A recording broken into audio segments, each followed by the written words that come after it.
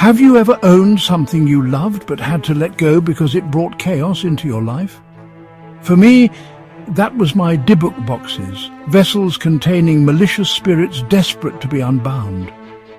It started as an innocent fascination, a curiosity about the unknown, but it quickly spiraled into something darker, something that threatened the safety of my home and the sanity of everyone in it. This isn't just about haunted objects, it's about the terrifying reality of what happens when you invite evil into your life. It started subtly, like a whisper in the dark. At first it was easy to dismiss as mere imagination, a trick of the mind playing on the shadows and the silence.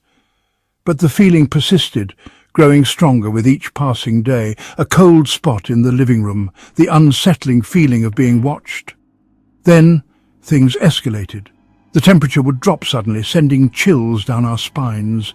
We would hear faint whispers, almost inaudible, but unmistakably there. It was as if the house itself was trying to communicate with us. Loud bangs in the dead of night, objects moving on their own, the distinct feeling of an unseen presence. Doors would slam shut without warning, and lights would flicker ominously. We tried to rationalize it, blaming faulty wiring or drafts, but deep down we knew something was terribly wrong. My wife, usually skeptical of the paranormal, began experiencing nightmares, vivid and disturbing. She would wake up in a cold sweat, her heart racing, recounting dreams of shadowy figures and ominous warnings. Her sleep became restless and she started to dread the nights. Her dog, normally a playful, energetic companion, became withdrawn and fearful, refusing to enter certain rooms. He would bark at seemingly nothing, his eyes following something invisible to us. His behavior was a stark contrast to his usual self, and it added to our growing unease. Then came the physical attacks. It started with small, inexplicable bruises and scratches. At first we thought they were accidents, perhaps caused by bumping into furniture or brushing against something sharp. Scratches appeared on my arms, seemingly out of nowhere. They were thin, red lines, as if made by sharp claws. The pain was real, and the marks were undeniable. It was as if something unseen was lashing out at us, leaving its mark on our skin. The dog would yelp in pain, as if kicked by an invisible force. He would cower in corners, trembling and whimpering. It was heartbreaking to see him in such distress, and it only confirmed our fears that we were not alone. We were living in a nightmare, haunted by something we couldn't see but couldn't deny. The once peaceful home had turned into a place of fear and uncertainty. We knew we had to find a way to confront whatever was tormenting us, but the path ahead was shrouded in darkness and dread. Before the chaos began, I had a dream. I found myself standing before a magnificent golden mansion, its windows glowing with an otherworldly light. An elderly woman with piercing blue eyes stood at the entrance, beckoning me inside. I woke up feeling strangely drawn to seek out a Dybbuk box, convinced it held some unknown significance. I found one online, a beautifully crafted wooden box with intricate carvings. It arrived a week later, and the moment I held it, a cold shiver ran down my spine. I took it to a psychic, hoping for answers. A powerful female spirit resides within, and she's not happy about being trapped.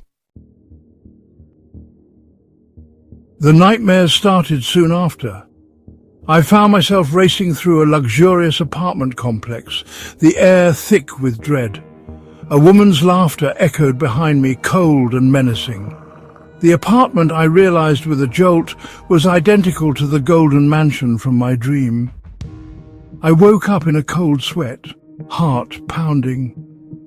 The dream felt different, more vivid, more real. Was this the spirit of the Dybbuk box? Reaching out from her prison? Was she trying to show me something, or was she threatening me? The line between dream and reality was blurring, and I was terrified of what I might find on the other side. Chapter 4. A Voice in the Silence. One evening, while working at my computer, I heard it. It was a quiet evening, the kind where the world seems to hold its breath. The sky was painted in hues of twilight, and the air was still, almost too still. I was engrossed in my work, the soft glow of the computer screen the only light in the encroaching darkness. A soft feminine voice, barely audible above the hum of the electronics. It was so faint that at first I thought it was just the wind rustling through the trees, or perhaps a trick of my mind, weary from hours of staring at the screen. It seemed to come from behind me, whispering something I couldn't quite make out. The words were elusive, like a half-remembered dream slipping through my fingers. I strained to listen, my heart pounding in my chest. I spun around, but the room was empty. The silence was deafening, pressing in on me from all sides. I felt a chill run down my spine, the hairs on the back of my neck standing on end. I tried to rationalize it, to convince myself it was just my imagination. Maybe it was the stress of the day catching up with me, or perhaps the eerie ambience of the evening playing tricks on my mind. But deep down I knew the truth. There was something more to this, something that defied logical explanation. The voice had a quality to it, a sense of urgency and sorrow that resonated with me on a deeper level. The spirit in the Dybbuk box was trying to communicate.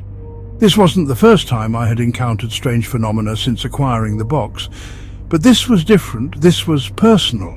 This was no longer just about strange occurrences, it was about making contact with whatever entity was trapped inside the box. I felt a mix of fear and determination, fear of the unknown, but also a burning desire to uncover the truth. I was determined to find a way to understand her message. I began researching, diving into ancient texts and modern theories about spirits and the afterlife. I reached out to experts in the field, hoping to find some guidance. I gathered ghost hunting equipment, EVP recorders, and anything else that might help me capture her voice more clearly. Each night I would sit in the same spot, waiting, listening, hoping to hear her again. The silence was no longer just an absence of sound. It was a canvas waiting to be filled with her voice. Chapter 5. Her Song of Sorrow. My wife, once a skeptic, couldn't deny it any longer. The evidence was undeniable. The flickering lights started in the bedroom, a rhythmic pulsing that cast eerie shadows on the walls.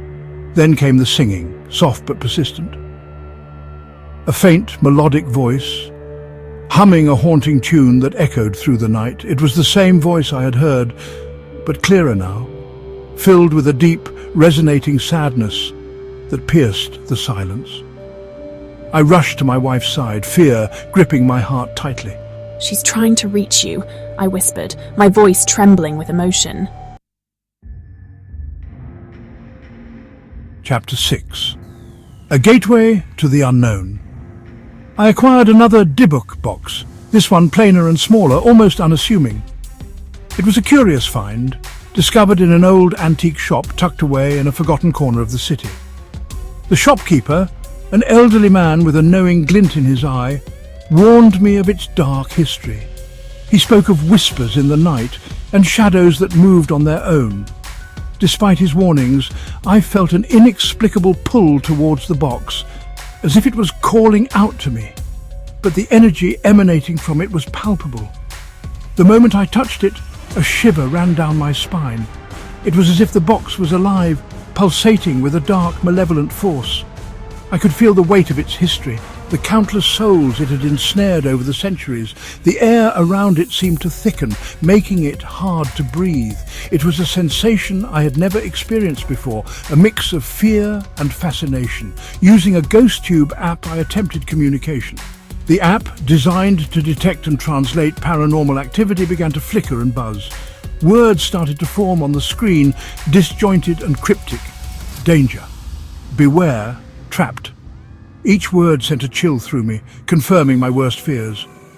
The box was not just a relic, it was a prison, holding something far more sinister than I had imagined. The words that formed were chilling, warnings of lower-ranking demons vying for control. It was a power struggle, a battle for dominance within the confines of the box. The spirits trapped inside were restless, their anger and desperation palpable. They sought release, and I had unwittingly become their conduit. The realization was terrifying, but there was no turning back now. The K2 meter, a device used to detect electromagnetic fields, went haywire whenever the box was near. The lights flickered wildly, indicating a strong paranormal presence. It was as if the box was a beacon, drawing in energies from the surrounding area.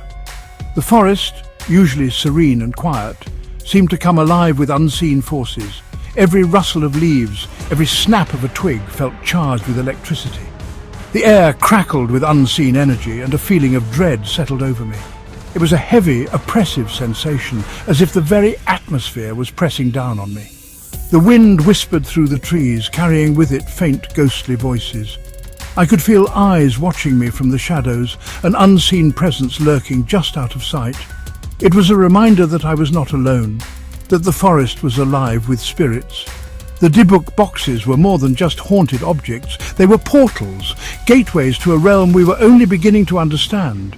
Each box was a key, unlocking a door to the unknown. The spirits within were not just trapped, they were guardians, protectors of secrets long forgotten. The more I delved into their history, the more I realized how little we truly knew about the world beyond our own. And I feared we had opened a door that could never be closed. The consequences of our actions were unknown, the dangers unimaginable. But there was no turning back. The journey into the unknown had begun, and there was no escaping the path we had chosen. The Dybbuk boxes were just the beginning, a glimpse into a world of darkness and mystery that awaited us.